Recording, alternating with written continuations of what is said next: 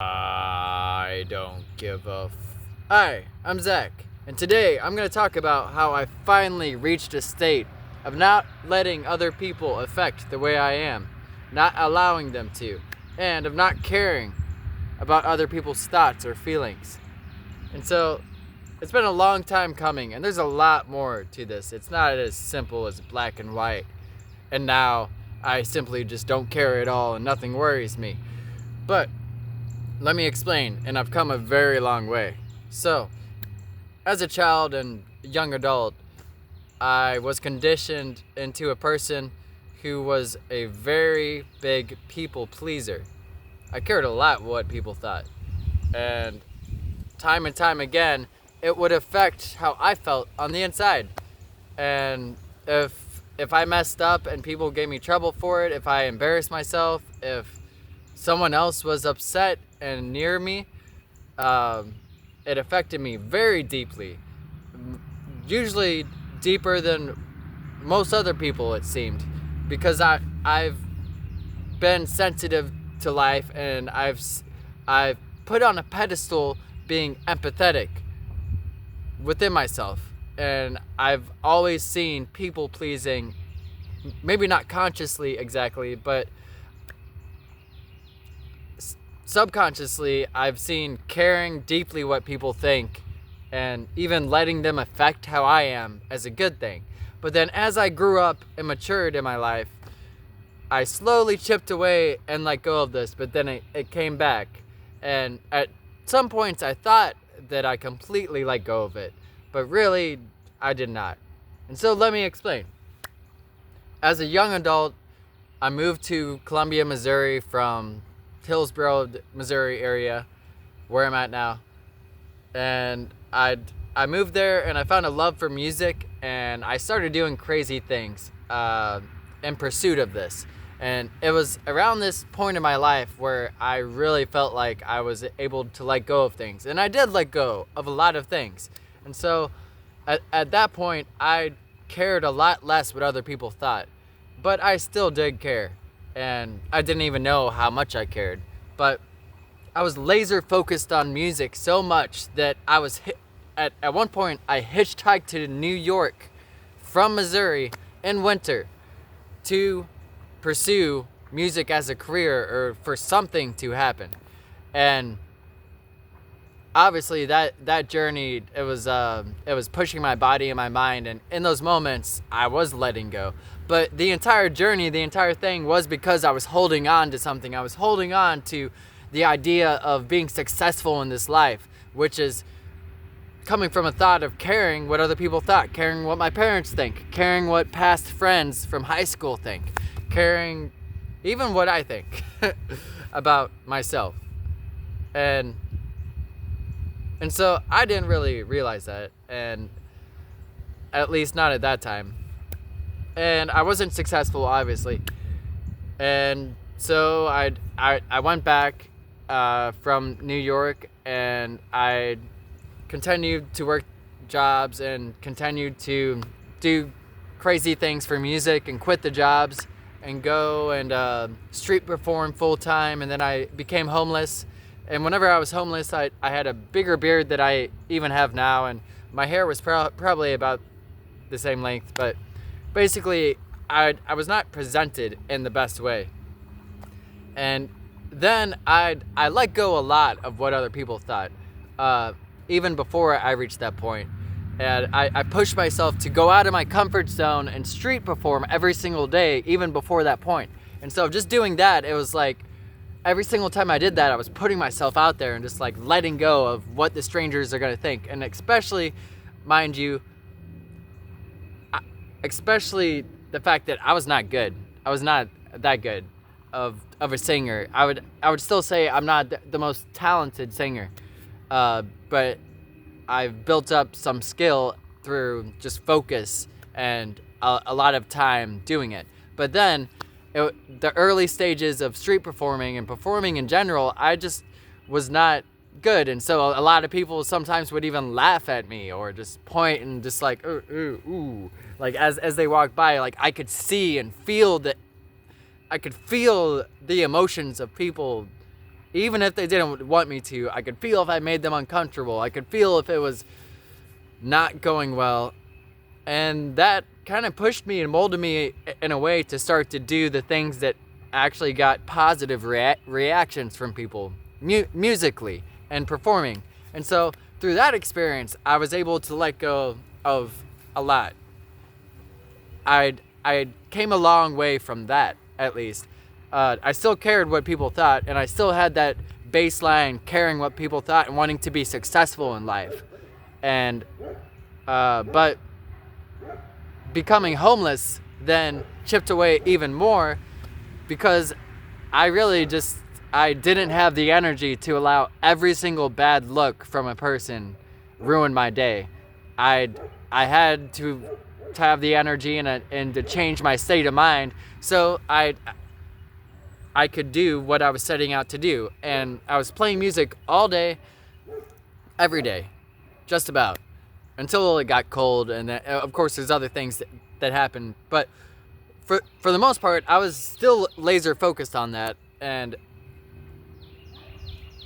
mainly because I love music and I love performing. And I did find create a huge passion for that, but also for the wrong reasons or the other reasons, compelled by what other people thought and wanting to be successful in life, or be successful in other people's eyes and through the societal norm way. And I was performing music and looking raggedy, and people were judging me, and just being exposed to that again and again and again. It was like, eventually I really let go of it. And coming out of that experience, eventually I got 2 jobs. And then I started only working at one of them, because I was working overtime at this one and I was making more money than I would if I worked the 2. And that was for a university. And so at that point, I'd come a long way. I really did not care what most people thought. I was still empathetic, and people's emotions and words and things still affected me, but not nearly as much as they did before. I was not nearly as much of a people pleaser. Although I had the face for the job, because I was serving food in a dining hall, and I'd just grown the skill of putting on the face of, hey, how's it going? How can I help you? What do you want? But I was able to actually put my heart into it, rather than just being in my head about it. And so there is still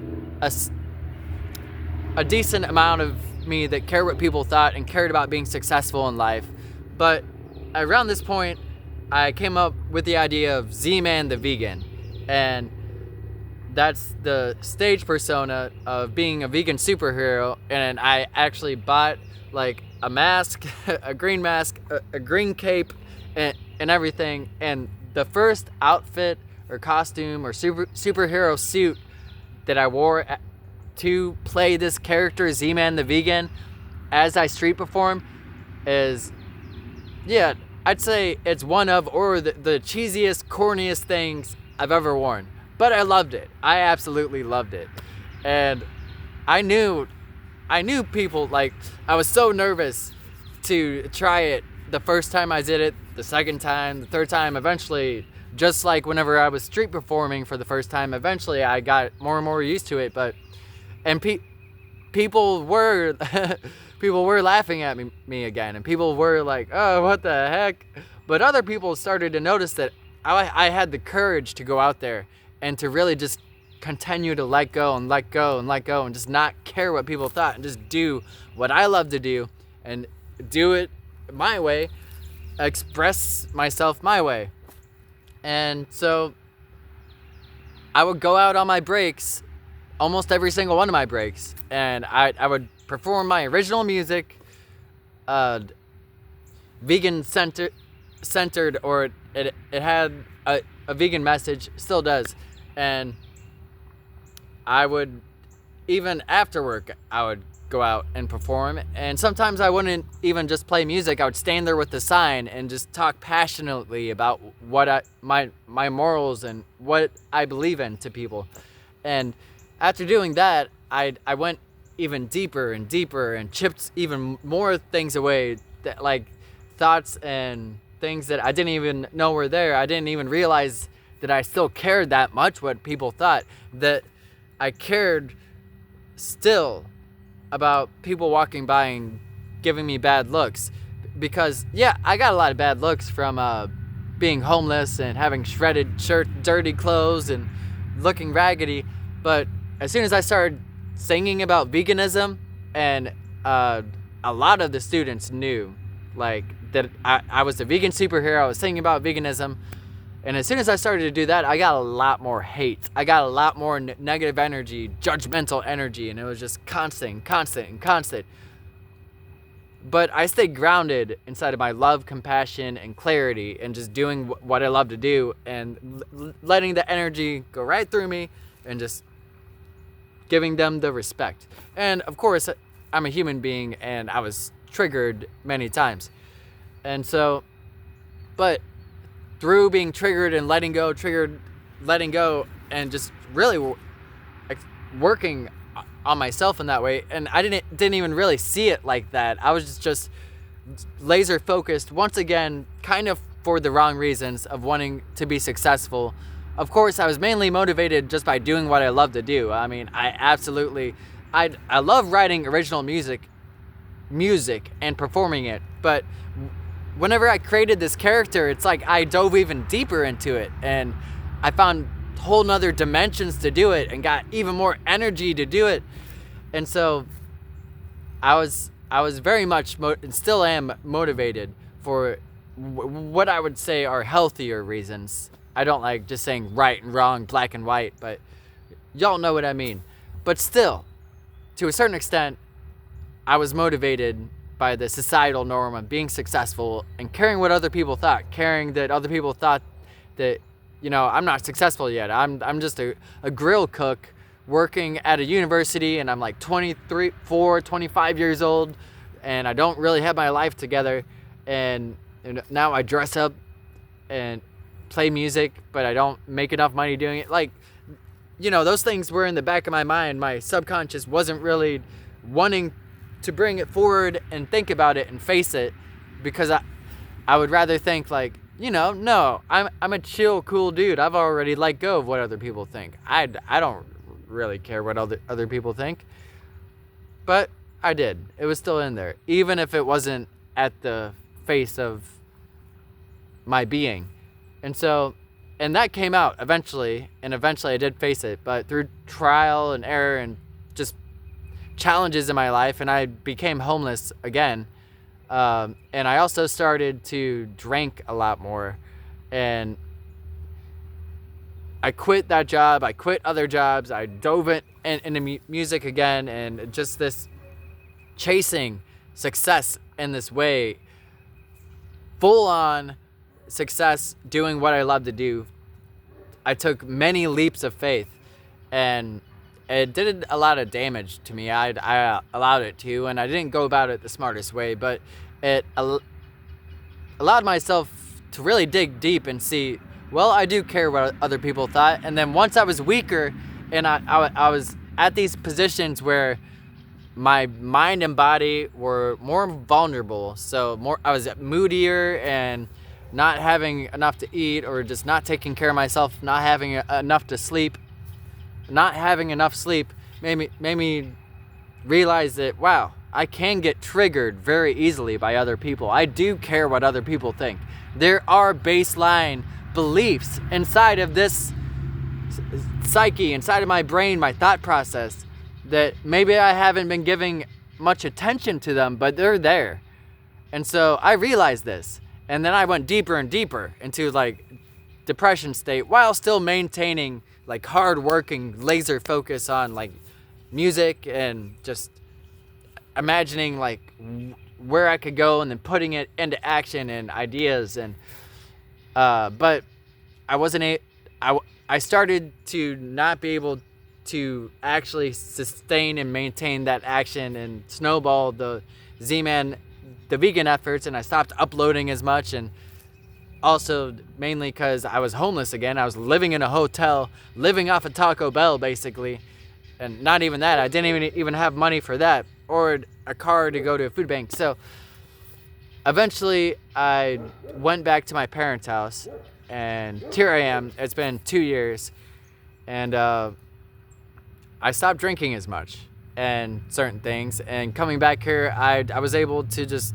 really evaluate myself and even further let go of what other people thought. But it was a huge process, and I never gave up nicotine, caffeine, and weed. Well, I did like a year and a half ago.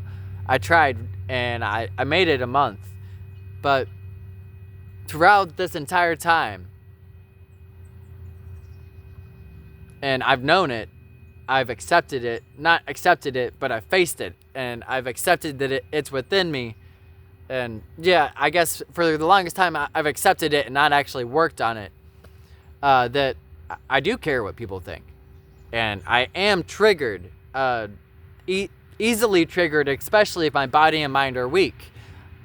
If I'm low on sleep, or if I didn't have nicotine or caffeine or weed, I was relying on these chemicals, I was putting them in my body, but sure, they helped soothe me or to really just dumb down my focus so I wouldn't focus on the fact that I actually do care what other people thought. I was just pushing it down and focusing on music and doing what I love, and I quit my job again. This time I had a car, and I met someone named Jeff, who's a producer who was actually paying me, and so I was going about it in a smarter way, and I was making more money, but still not the best way. And still, I must admit, part of it was fueled by the belief of wanting to be successful because I care what other people think, and I care what I think about myself in that shallow societal norm way, which doesn't really matter in the existential or the real part of existing in life and what brings us fulfillment and joy. And so recently, about 2 weeks ago, 2 weeks and 2 days, I think now, 2 or 3 days, I haven't been keeping exact count inside my head, but it's on YouTube. I wrote it down in the description of some of the videos where I talk about I quit nicotine, weed, and caffeine. And I started doing daily meditation and yoga and certain just spiritual practices and things, and diving deep within myself. And of course, for the first week or two, my body and mind were very vulnerable. And I had already accepted that I knew that I cared what people thought. I knew that I gave too much of a fuck.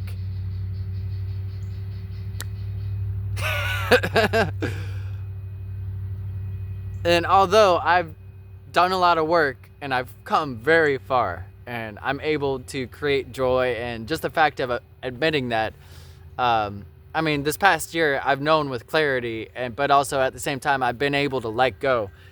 See, it's like I've known that I care and these things can trigger me, but I also have certain tools and ways to, once something happens, I'm able to let go of it much quicker, and certain things don't affect me at all anymore. So, but anyway, for the first week or two, it's been really hard. I've been very easily triggered, and because nicotine withdraws mostly. I mean, caffeine is hard like the first couple days. Weed is more psychological. It's really not that hard to quit weed, in my opinion, even though I've been a heavy user since I was 13 for the most part, besides the other times I quit in my life, because I've quit for a year and other things. I've talked about it before, but what I'm saying is these substances put my body and mind in a vulnerable state where I was being triggered again and again and again. And I also realized being triggered is an opportunity to let go even more. So even though it's painful to quit all these substances and to go through withdrawal, the fact that I went through withdrawal and I went through withdrawal with an open heart and open mind, and the intention isn't really as important. I don't think it's more the actual action of working on it. And so I went through withdrawal, and again I'm being triggered, but I'm also taking the conscious effort to let go each time it happens. And every single time that happens, I get further and further away from my mind and body. I give myself space between my mind and my body.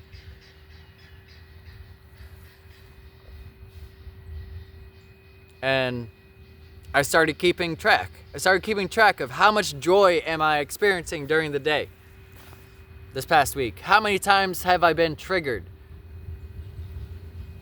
this past week? And how long did it fester in my mind?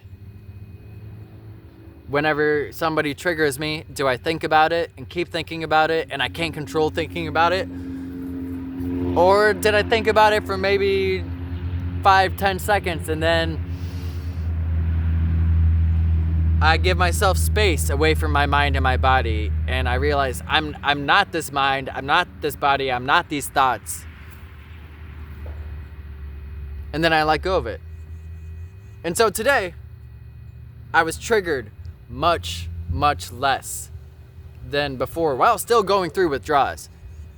I still got angry. I still got triggered. But I was able to let go of it much quicker.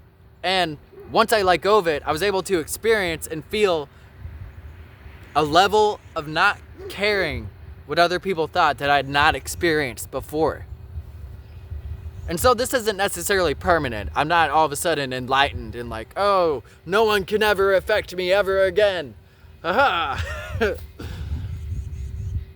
But I am here now. And I must say, the past couple of years, I've not made any progress. I've just been maintaining this level of not even necessarily joy.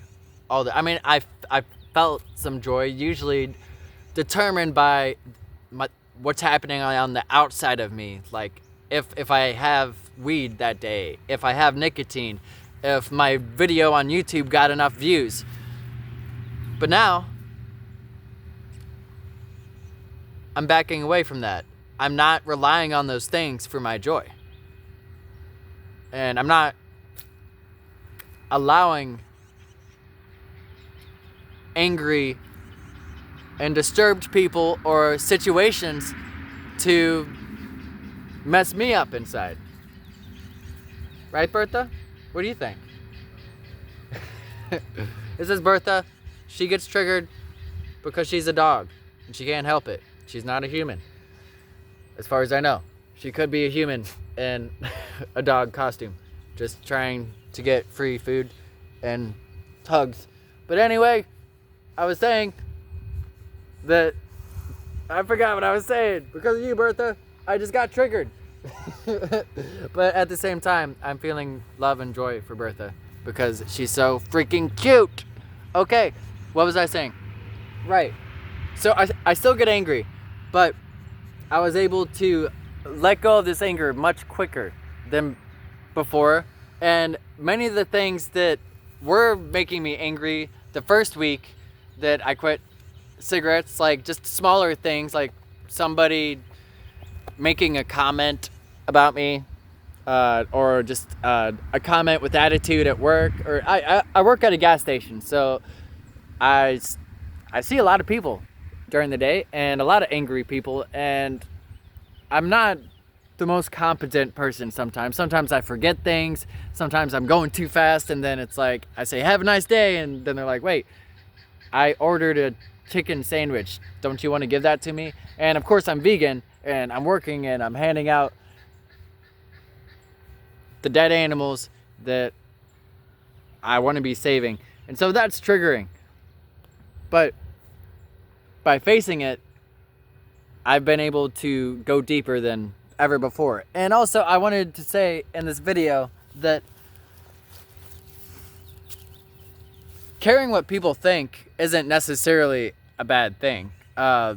It's whenever you allow it to affect you. And for me, would you quit sniffing me? Whenever you allow it to affect your joy and focus and clarity and just your fulfillment in life. If other people's thoughts and emotions can affect how you are, then you're just a slave to other people. And so, but caring about other people to a certain extent means that you care what they think. You want to hear what they think. You want to hear what they say, with an open heart and an open mind. But to a certain extent, you're not gonna hear someone complain at work and then go home and just let their complaints about you or whatever continue to bring you down. Or even in the moment, whenever they tell you about their complaints, it doesn't mean it has to bring you down. Caring what other people think or caring about life, I would say it's more about caring about the right things. And you can care about people and hear them out, but not let their energies and thoughts affect your joy, your fulfillment, and how you are. And so I still have a long way to go. I'm not a perfect human being, and I still get triggered. And I mean, it's still possible that I could take a couple steps back tomorrow. I'm simply keeping account of how much joy I felt today, how many times I was triggered, and how much better I got at letting go of it. And eventually, I'll reach a point where I won't be triggered by other people, and they won't affect me at all. And maybe I would reach that point faster if I went and lived in the woods, or if I went to a mountain, or if I lived with the dogs, because dogs are much easier to live with than humans. And if I just stopped making videos or interacting with people all together for like a couple months, and I just solely focused on myself, meditated every single day for hours and hours and hours. And I really do feel like I would reach that point much quicker. But at the same time, it's like I said before, me being at a gas station, me being at these places that are bound to trigger me, it's a way to work on myself. If I wasn't in this atmosphere, then I wouldn't have the opportunity to be triggered, to actually work on not being triggered by those things. Because what if I went away and lived in the woods for a month? And sure, maybe I would attain a certain state of mind and certain things. But as soon as I came back into the world, it might start affecting me again, because I never actually put myself out there in those situations to deal with it. I just went away and escaped. And so I'm not trying to escape. I'm not trying to escape from my feelings, from what triggers me. But I'm also not trying to continually expose myself to things or thoughts that are going to just continually trigger me. Like, for example, today I was thinking about many things that trigger me, and some of them from years ago, some of them from my childhood, like people who bullied me or just certain things that happened, and it was bringing down my mood for a second. And I've been doing this for a while. You know, sometimes you think about something from the past, and it seems like these things pop up inside my brain, and then I'll dwell on them for a second. But today I realized, and I've realized it before, but it was one of those moments where I was like, okay, this thought came up.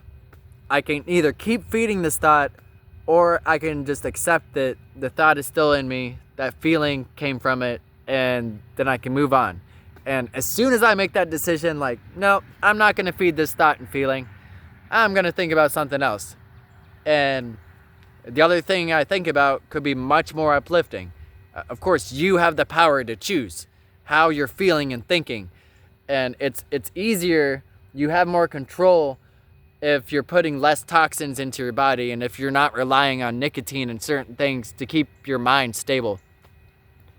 And so, very easily I was able to just be like, oh, nope, I'm not going to continually feed into this thought. Also, there's the spiritual aspect, and I'll talk about it in another video, but giving yourself space from your mind and your body, not identifying with anything, really. Because as soon as you identify with something, you want to protect it, defend it, start arguing with people, but not identifying with the thoughts. Your mind is not you. It is your mind. You are not your mind. And giving yourself space from your mind and your body really, for me, has helped a lot. So I'm creating more joy, more focus, and I've been getting triggered more recently, but that's because I'm working on myself. I'm put myself out there. But you got to be conscious not to expose yourself like too much. It doesn't mean just sit there and think about negative things all the time, like, oh, I'm going to trigger myself over and over and over again. Because I started to get into a bad state of mind doing that, kind of thinking that that's the answer, but it's not. You don't have to do that. I'm not even sure if that will help. And yeah, leave a comment down below. Let me know. Do you care what other people thought? Or maybe you thought you didn't, but after watching this video, you realized, well, maybe a part of you does. Who knows? Leave a comment down below. Only you know. You. Other people see it from the outside, but it's never the truth. Thanks for watching. For the animals! Woo!